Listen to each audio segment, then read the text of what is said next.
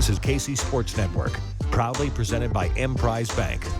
21 questions here on KC Sports Network. I am Ken Swanson. I am here with the lovely Tucker D. Franklin. Tucker, hi, hello. How are we today? I'm doing great. Glad to be on the other side of 21 questions, I guess is what this would be, right? Because I'm usually on your side of 21 questions, but I'm on the other side now. So it feels good to be on the other side. I just kind of, I don't know, I think you put me on the left, but like if you had just led with like been the kind of host on this thing, I wouldn't have minded in the slightest either. Maybe. Yeah, I know, but I hosted the last one, so you had to host this one. Okay. No, that's totally yeah. You're just the tag along this time. But, right, yes. I'm the talent. How was your 4th of July, by the way? It was good. I had a good time. Watched some fireworks. Made some friendship bracelets. It was kind of fun. Sat by a fire for a little bit. Ate some hot dogs. It's a good time. Cheers.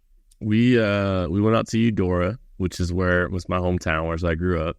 My parents still have a house there, and it is a war zone. No. They have no rules on fireworks. So it is literally people putting together just really nice shows in residential neighborhoods, but it's not like one singular organized activity, like the cul-de-sac across the street's doing one. Then there's a street behind us doing one, and a cul-de-sac behind us doing one. So my 3-year-old first kind of real like familiarity with fireworks was living his best life. Like it was awesome. So we had a good time. We had a lot of fun. I made a brisket, turned out real good. Ooh. Yeah, I was pretty proud of it. You made a brisket. You golfed. I golfed today. Yeah, this is what I wore to the course today. It's beautiful. Shot an 88 at Falcon Lakes today. Felt really good. Not a big deal. No big deal at all whatsoever. This isn't a joke. I didn't 3-putt once this whole day. That's great. What you want? You got to eliminate those 3-putts. I didn't 3-putt at all, and yeah, it was a good day on the course. But thanks to everybody that's kind of giving us all your questions today. Yeah. We answer from the KCSN Discord, so if you subscribe to KCSN Substack, you get access to all that, as well as a bunch of premium written articles. Sorry, I'm a little coffee today, but didn't have enough coffee this morning. Am I right? Oh, that's so bad. It's a good thing it's a weekend, a holiday weekend. Craig is great. Ask if Craig is okay. Craig is doing wonderful. He has sent us pictures of his golf clubs, and he's getting into this golf thing a little bit too, like we are. So like this is the best. I am. It's a video. I'm having so much fun. Yeah, we got to see a video. I told this story. Yeah, I told the story. Craig sent us a video of him shooting, of hitting a golf ball, but it was like transposed or whatever. He used the front camera on his phone is what happened. The front camera flips it. Does it? Yeah. I'm pretty sure. At least mine does. No, I think that, no. I don't think that's how that works. Why would it do that? The chat can fact check me. It does that, though. You know how I know that? Is because I took a picture to show off my shirt one time, and I was wearing my PXG hat. And the PXG, their logo, you can actually flip it, and it's the same either way. I don't know if you found that out. So how'd you? Never mind. Because the words on my shirt were backwards, but the hat looked normal, and I said that's weird. But that's what the front camera does. We'll have to confirm. It mirrors it. I don't know. I don't know if I buy all that. Maybe you're right. But I've taken pictures of my kid all the time, and I don't know. Anyways, Tucker thought he was left-handed. I did. I said, look at his shirt, or look at his hat, or something, bub. It was a very just from the hip. I saw the stance from the left side, and I just was like, wow, I didn't know Craig was left-handed. I knew he was great, but I didn't know he was left-handed. That would have made sense, though. Like, I could have talked myself into Craig being left-handed, though. I think I didn't have to make very many logical jumps for that to happen. Yeah, I mean, yeah, it wouldn't be all that surprising if it was him. Simu7 asks the best tunes for an Independence Day party. The next one, I don't know. There's a lot of, that was a bad joke answer on my part. So I think there's something about 2000s country that is just very patriotic. Any of your Toby Keith, your any of that kind. I think that very goes well at Independence Day.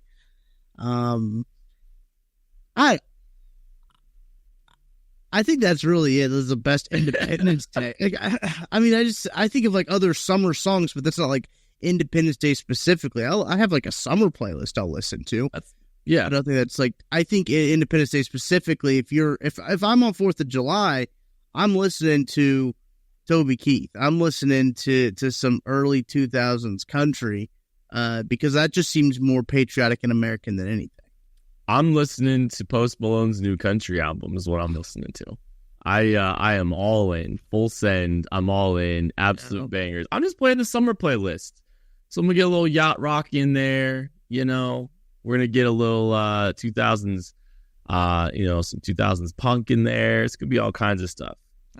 We just kind of do the same vibe. We stick in the same vein. You know what? I don't know. I'm not changing the tunes up too much. Right, I don't think you have to go out of your way for it to be specifically Independence Day. I just think you just do what you do, kind of type of thing. That's what George Washington died for, is he wanted you to do what you do on a normal day. That's all. Do that. Well, Zach Tuttle wants to know what the biggest training camp battles we're keeping an eye on are. Well, left tackle's an easy cop-out answer, and I think everyone's keeping their eye on left tackle. But I had this conversation with Charles Goldman on Friday, actually. If you haven't listened to that podcast, go back and listen to it. We talked about the offensive line. But one of the conversations that we had was the battles in this camp and the battles for the Chiefs, like they have been for the last few years, have been like, who's running back 2? Who's wide receiver 6? Who's the 4th corner? Well, who's going to take the safety 3 snaps? I do think it's going to be interesting to see the linebacker depth on this team, because like after the 3 guys that they have there, there's not anyone that I've really ever heard of. So like they've got some guys, they're gonna have to figure something out there linebacker depth wise, but I think left tackle is the easy cop out answer there. I think you're right there. I also think like cornerback, like the cornerback rotation kind of getting figured out is a big one too, because I think me and Maddie talked about it this week. Cornerback 2. Who's even cornerback 2? Jalen Watson, Joshua Williams. You got, Najee Johnson, and then some lottery tickets like a Kelvin Joseph and a Keith Taylor. So, like, there's a lot of interesting players with kind of the profiles that fit this team.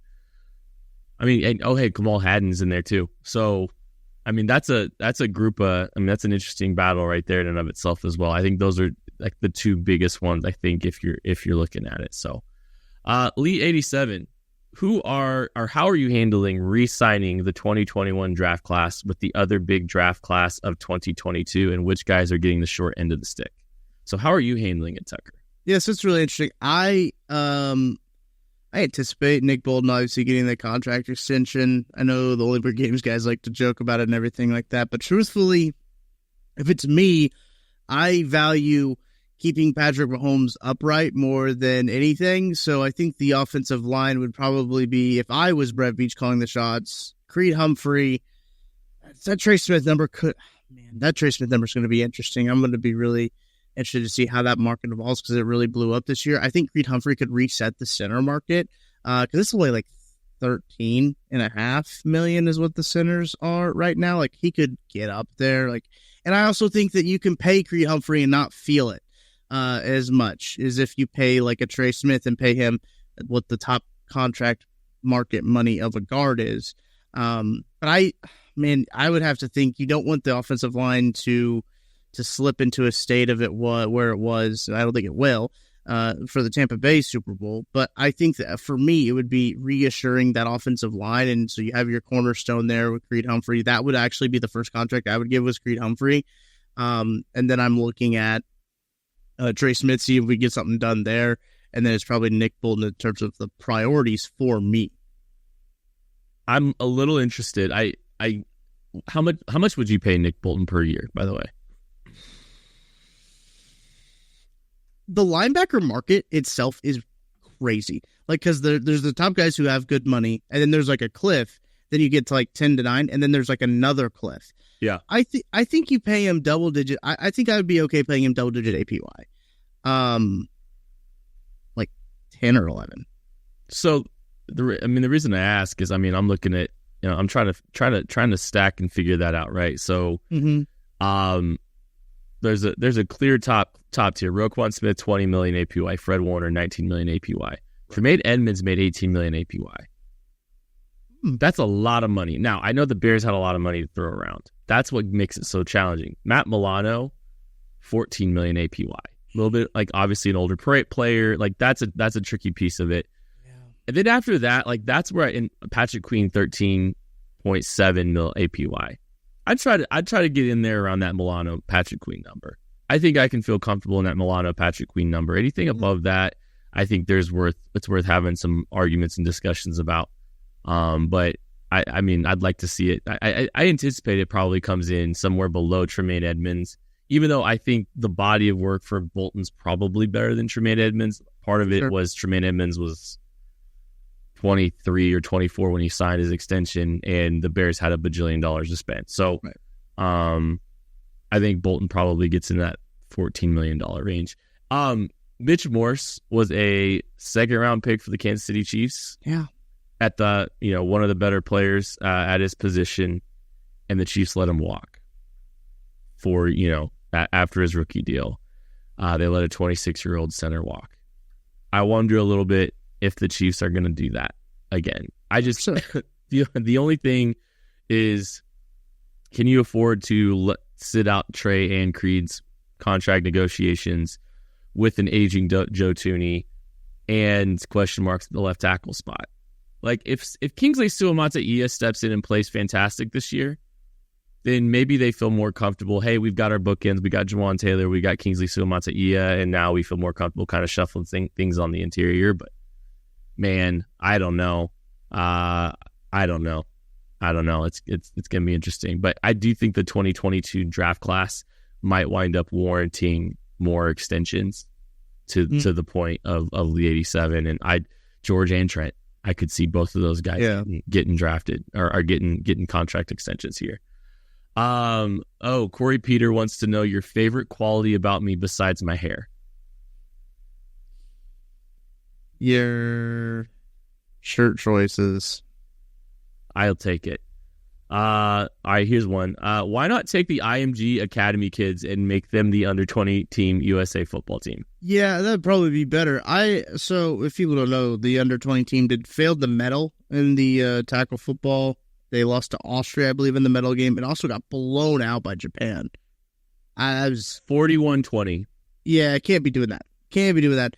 I'm not sure who was on that team, and I don't know how they make up that team. So I think the IMG Academy kids probably would be a good idea, but I also don't know the processes of the U20 Team USA team. I looked at some of the roster construction stuff, and it was a lot of fringe walk-on type prospects, maybe players that didn't have a lot going for them as far as a college career to consider, or a Division I college career to consider. It looks like one of the quarterbacks might have been a walk-on for Florida Atlantic this year. So you're talking about an 18-year-old kid that hasn't, we got to have some more organization here, right? Go take the NAIA Freshman All-American team. The NAIA Freshman All-American team could go and whoop up on that group. Probably. No doubt about it. So we gotta fix some things out. But I gotta get some players wanting to, and probably some coaches discouraging it a little bit too, because if you've got something going for you, you got something going for you. The other thing I think about is you have the East-West Bowl in a Kansas or a Missouri, and you got all the best high school seniors playing. Go make it go get the state of Texas's version of that, and you probably clean house too. So just go get that. If you got that group that's willing to actually participate, just start there or something like that. I don't know. Mike Denny asks, how long would it take you to install a window on your house? All you have is a hole in the side, the window on the side, and all the tools you need. Do I have YouTube? Yeah. That's all the tools you need. That's fine. It'd probably take a good day. I'd hope to get it done before dark. I think I could get it done comfortably in a day. I think I could get it done in a few hours, but that might be a little bit naive. That's one of the projects I have not done to my house is work on a window. But if the hole's already there, Well, I know there's a lot of like support that you also have to bring. Like you have to, that was awful for an audio podcast. That was the worst moment in KCSN's audio history. Yeah, sorry about that, guys. I used my hand to say you have to kind of like add some wood to this side, and then then the bottom, and then the top, and then it's like over, and then yeah, and that was bad on my part. Sorry, guys. Hand up. That one's on me. I'll take that one. But I think there's a lot more that goes into windows than you thought. I know I watched a TikTok about them putting a door in, and there was a lot more than I thought it was going to be for a door. Yeah, I'm probably naive to it, but I mean, I feel like if I have the tools I need and I can spend a little time on YouTube, like maybe I can figure it out. I've done a lot of stuff, so. Just asking for a raise. Who's the worst player on the Chiefs that'd likely be a starter on another team?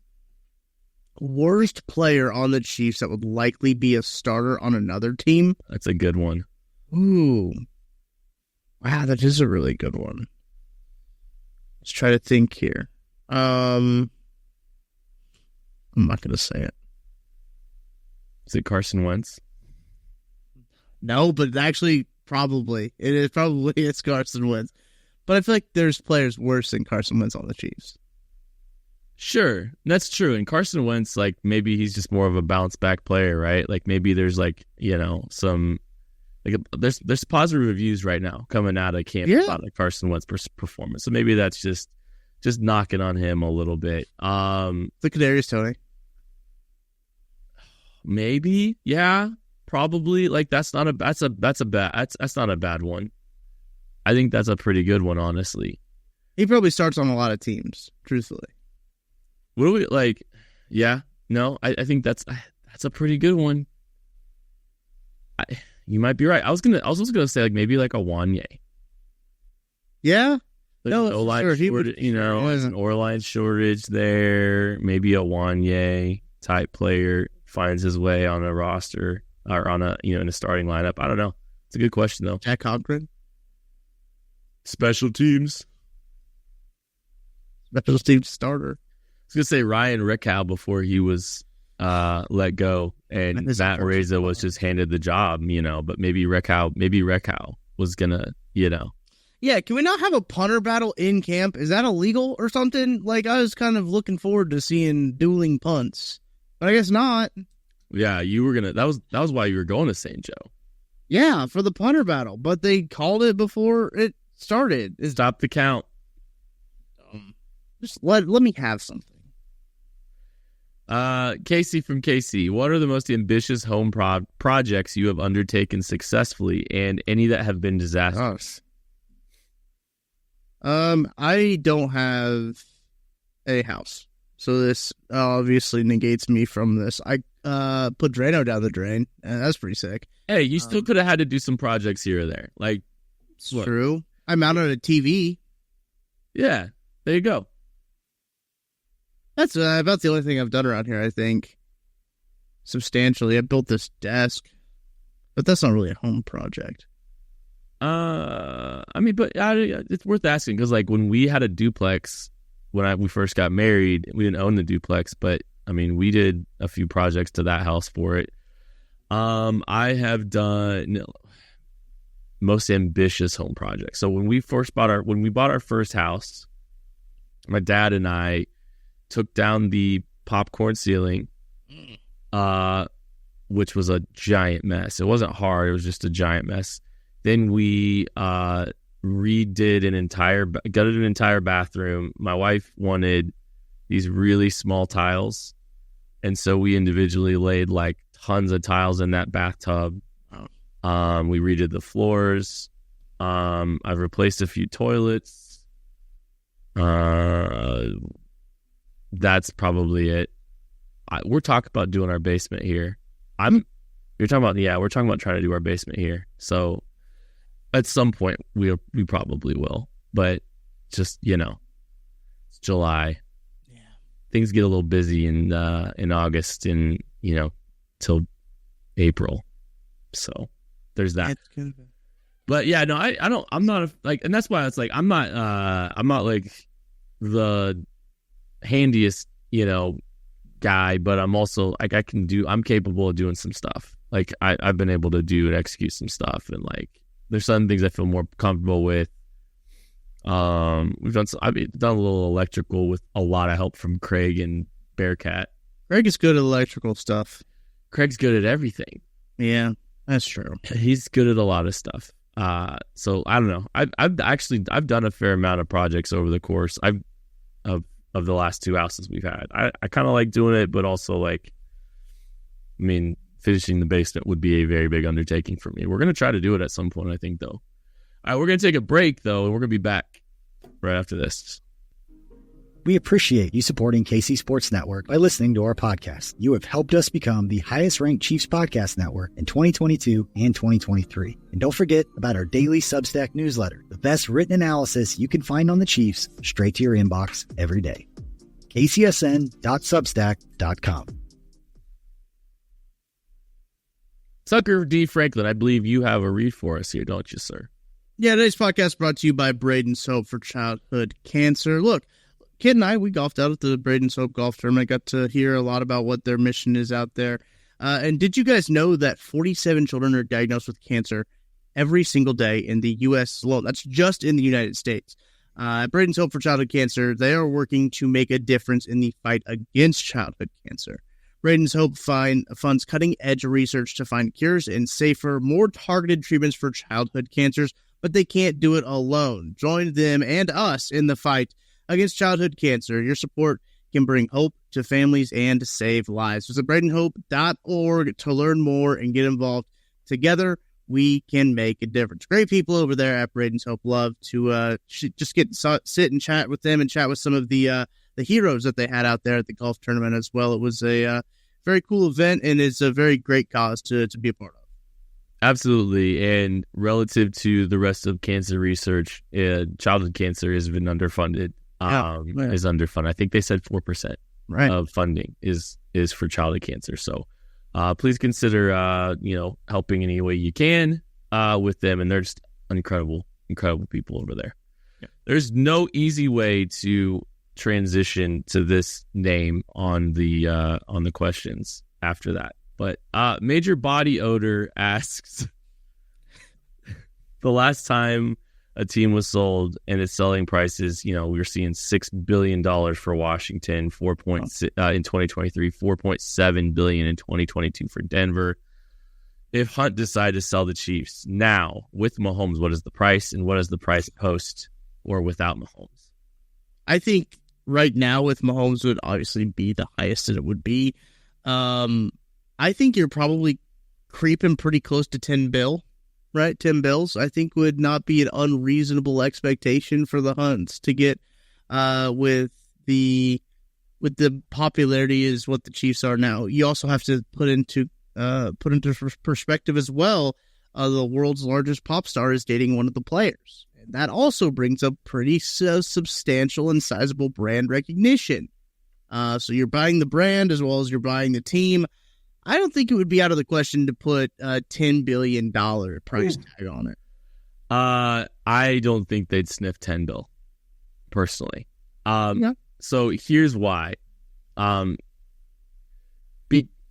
don't think any investor is going to purchase the Chiefs with Patrick Mahomes in mind entirely. Not that the value hasn't been the value's been raised for the organization because of Patrick Mahomes and Taylor Swift, but I just don't know if they can near double Washington, and here's Washington stinks.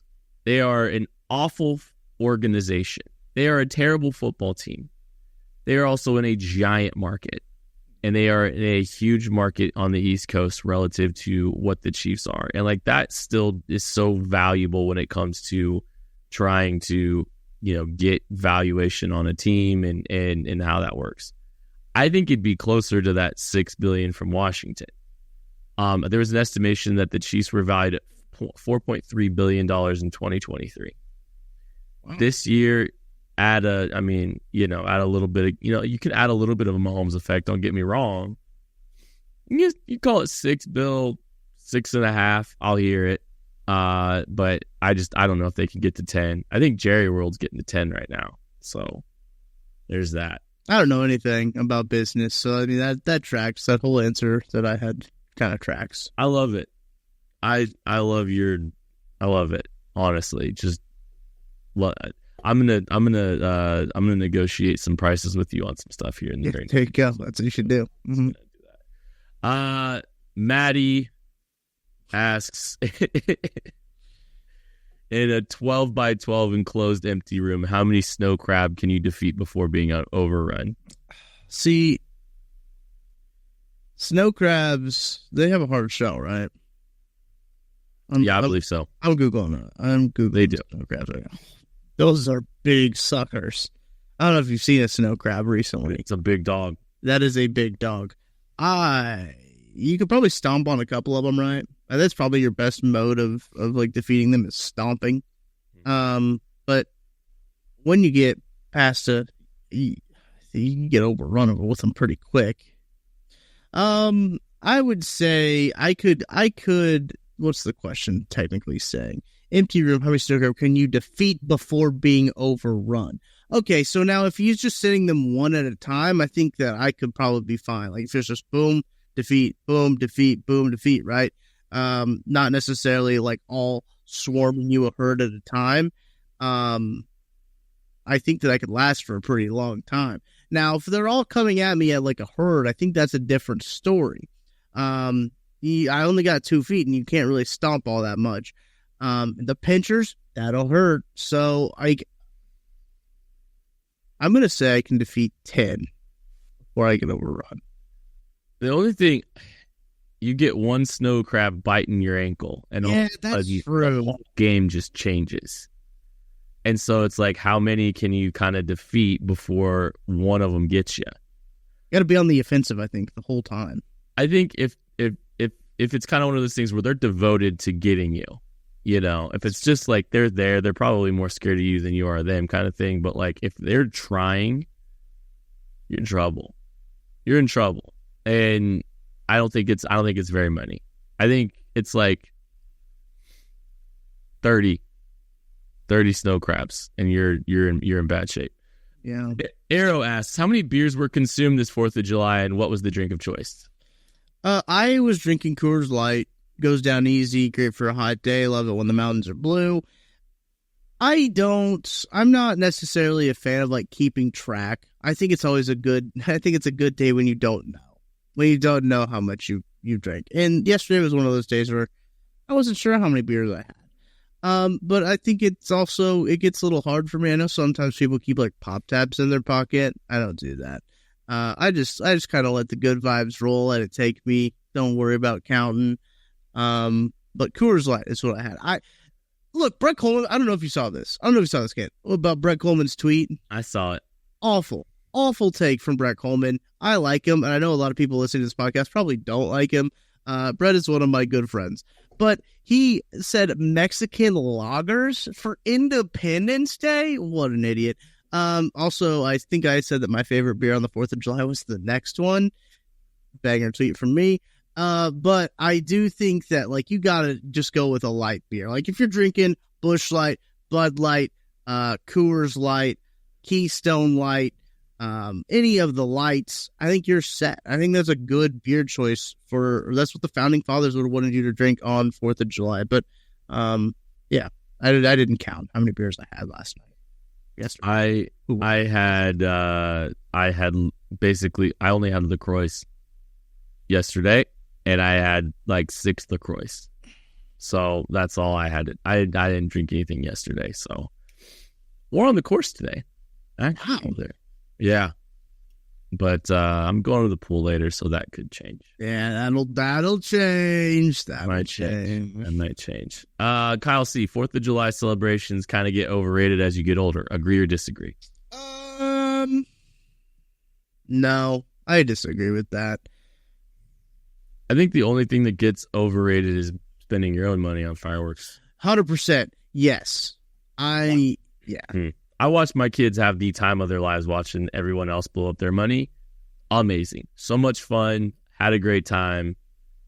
I don't want to be the one spending money on fireworks though. So, yeah, it's not overrated. I don't think. I think it's perfectly fine. Simu7 asks a fun one. Is prime Aaron Donald and prime Khalil Mack played on the same defense? How many sacks are they getting? I think average supporting cast. Yeah. Well, are they playing the Charger, or are they playing? What was the team that Khalil Mack got all of his sacks against? He was on the Chargers, so it wasn't the Chargers.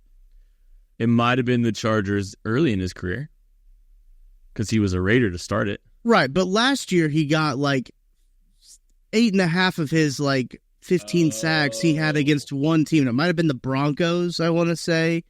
So that kind of a padded number, truthfully, last year for him.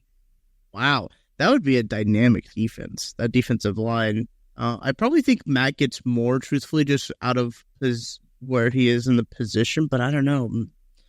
Donald was a monster from the inside.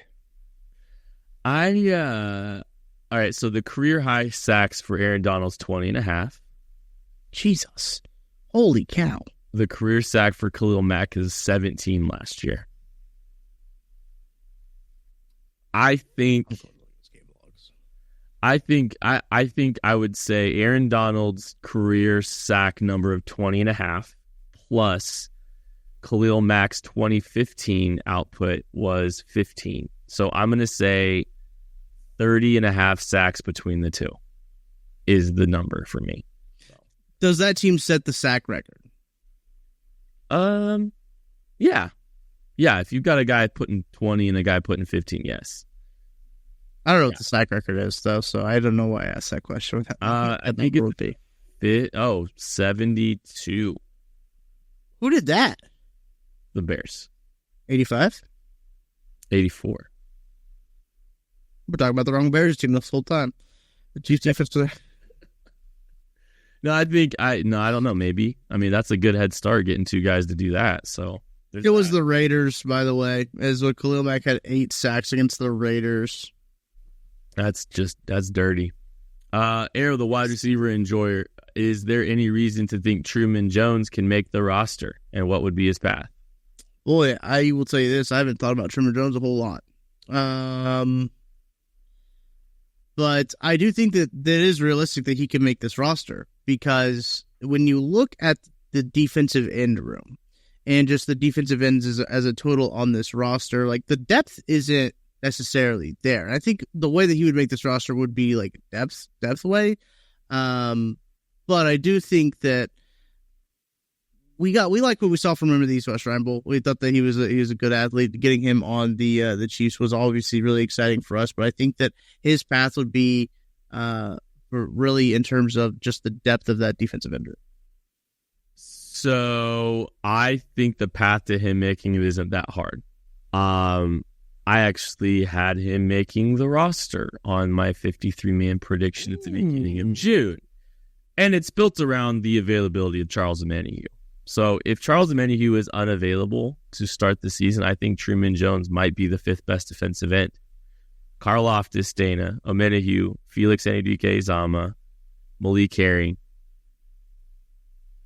B.J. Thompson, Truman Jones. That's it. So I think Truman Jones might have a better chance of making than B.J. Thompson right now. Not to be insensitive to anything right now. So I like Truman Jones. I think he's kind of a Mike Dana-ish type player as a role player. So I think he's a guy that could contribute potentially down the road. So yeah, I think there's a chance that Truman Jones makes the roster. Just asking for a raise. What's the best out of the box burger? Thinking different toppings than traditional.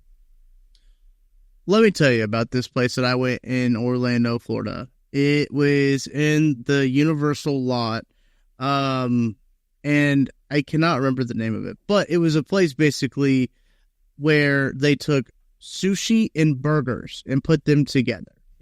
And it was the concept of sushi in burger form and burgers in sushi form. And that burger I had that was a sushi burger was actually phenomenal. It was very good. And the sushi that I had that was burger, his burger sushi, was also really good. So anytime I think of an out of the box burger, that's what I think of. I will look up what that place is called so I could give it a proper recommendation. But I don't know if you have any. I love a good fried egg on a burger as well. As we're going a little norm. A little runny egg too, a little runny with the yolk run. I'll give you I don't dislike Fritz's Gender. If you've ever been to Fritz's, they have like a burger with hash browns on it. It's pretty good. I've really enjoyed it. I've had the Curder burger before from Culver's, where you get a giant cheese curd on top of your burger. Also fantastic. There's a couple. I mean, I think that's probably the two for me. So Cowfish as well as what it's called. Mm-hmm. Yeah. All right. Interesting spot. This question might take a year. Positive Toasty, what teams are you most looking forward to using in EA College Football 2025? So OG for me, OG had always done the Toledo Rockets. I am a Toledo Rockets guy. Toledo has been my MAC team. That's where I would start off in NCAA 14. In 2014, that's what I did. And then as I got into college, I diversified. I went into North Texas. North Texas ended up being the team that I would start out a lot, and I would recruit heavy hitters to North Texas. And I'd still take both of those options pretty good. I think Toledo has gone a bit mainstream. Coach Doug's, I don't know if you remember during the pandemic, Bearcat. Yes. Big Cat did the stream of it. He started at Toledo. That kind of mainstream Toledo a little bit. And to be fair, gave Toledo a lot of great attention that it deserves. I think Toledo's a great school. They are that rivalry between Bowling Green, where they have a rocket pointed in the direction of their stadium, incredible. As you set that rocket off, it would land right at the 50-yard line of the Bowling Green Stadium. There's not a rivalry that gets better than that. So I think North Texas is going to be the one that I will start with out of pure nostalgia, because I think that I just have a lot of memories tied to North Texas, that university, the Mean Green. I think it's funny that you're defaulting to Dynasty mode. Oh, yeah. No, 100%. Yeah. Which is exactly what I would do, too. Don't get me wrong. Yeah. I don't have a gaming system that would allow me to do College Football 2025 yet. I am legitimately considering purchasing one, just so I can play this game. It means a lot to me. I loved making Mid-American Nazarene University a powerhouse.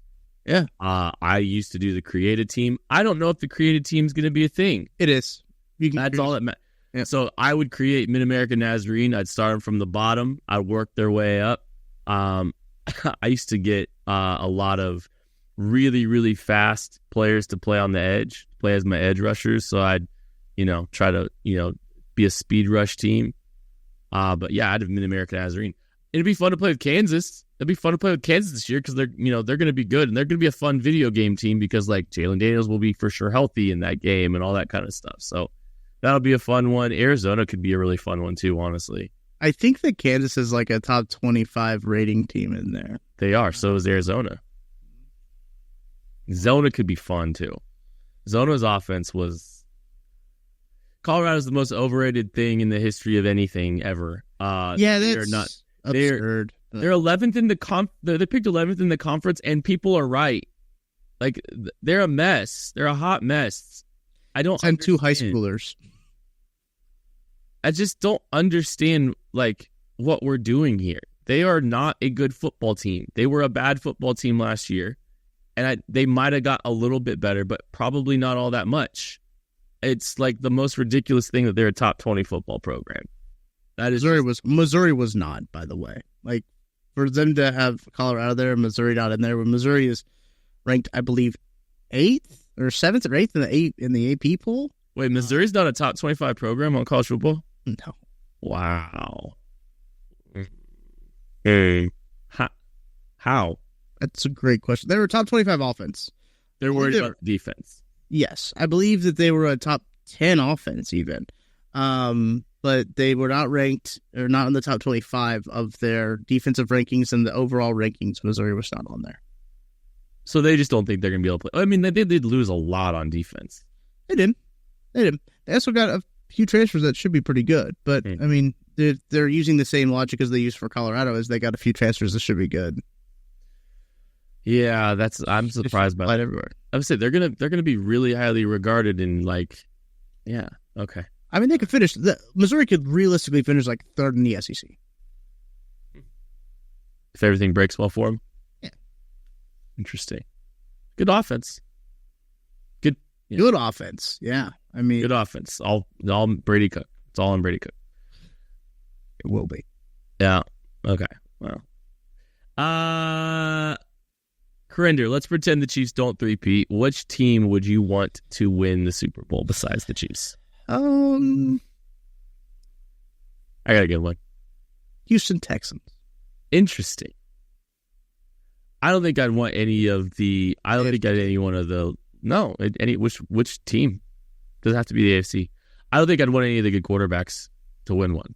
I think I just continue to tamp down their legacies. Give me the Detroit Lions. Yeah, that'd be fun. That's the answer, because then every team believes that you can build a roster and build a team with middling average to above average quarterback play and not a superstar. And so that'll convince a lot of teams to continue to try to do that, even though Jared Goff's still getting paid. Right. That's good. That's a good one. And That's kind of like what the Rams did. Yeah. It would be the most fun. I'm not going to get mad if Josh Allen wins one. My Bills friends. I have a lot of, I know there's some Bills Mafia that drives me absolutely nuts, but there's a lot of Bills Mafia I really like.